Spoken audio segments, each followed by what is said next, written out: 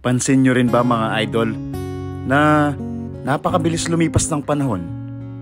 Parang kailan lang nung tayo'y nangangarap na maging isang sikat na basketball player.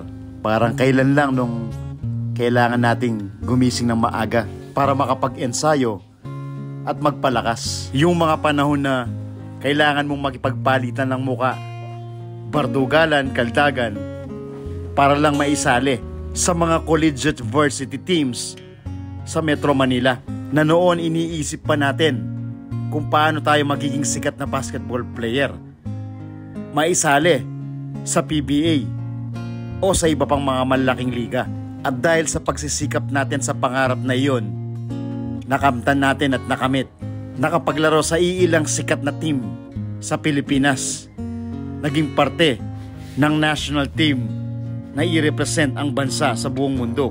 Pero ngayon naiisip natin na sobrang hikli lang pala ng buhay, sobrang ikli lang ng basketball career ng isang player. Ngayon na patapos na tayo sa kapanahunan natin, nagpapasalamat ako sa lahat ng mga nakasama natin, sa lahat ng sumabay sa biyahe natin bilang isang basketball player, isang pro kung tawagin.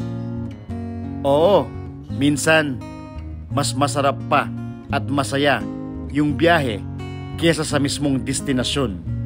Nagpapasalamat lang na kahit papano nakakasabay pa rin sa mga kabataan, sa bagong henerasyon.